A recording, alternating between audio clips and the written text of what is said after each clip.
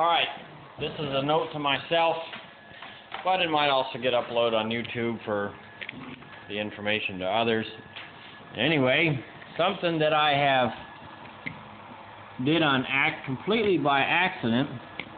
I'm not sure you can see it, but I had the feed rate. I was fooling with it because I was trying to switch the plastic to ABS. And anyways, I forgot that I had set the feed rate to 66% for whatever reason I adjusted it for. Maybe I was trying to make the flow rate go faster or something. Anyways, no. Yeah, I set the feed rate to 66%. I don't know why I fooled with that. I should not have. But anyway, the first layer, it printed out a lot of plastic. It was really bulgy and really thick. I think it's set to 40 millimeters a second for the actual flow rate. I don't know. Anyway, I noticed that you can, I don't know how well you're going to be able to see it. Let's see.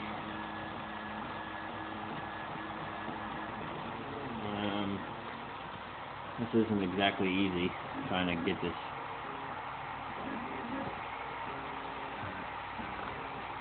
Alright, well you see it's kind of bulgy and stuff like that, but anyways, the flow rate wasn't unchanged, and I noticed that when the plastic was laying out, it was really sticking off to the side just because it was flowing. So I adjusted the feed rate back to 90% where I normally keep it. Yeah, of course the X, Y, and Z movements were, faster.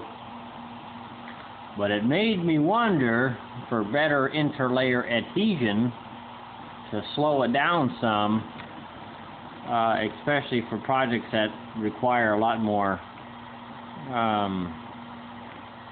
require parts that need to be a lot more rigid, is to slow down the feed rate and obviously the flow rate as well too, to compensate, to make sure you don't have gushy plastic everywhere, because you can have too much plastic come out and that would just be bad.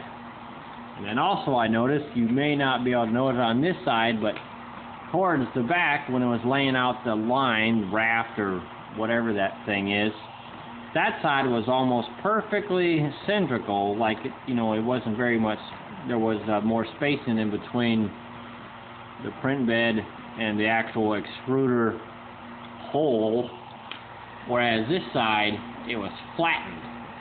So what I did was, on the side that was too low, very, very carefully and very slowly, I made the I made this side of the Z-axis go down. I turned this piece right here.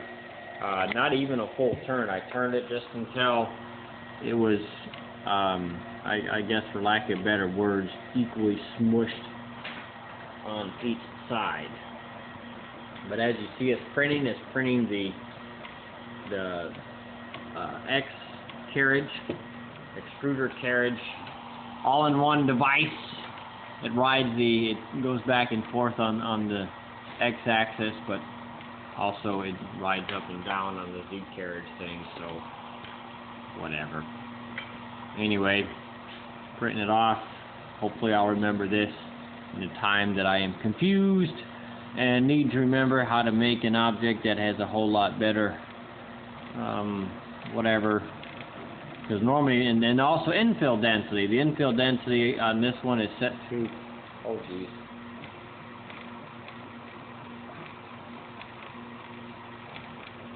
The infill density is set to 85%.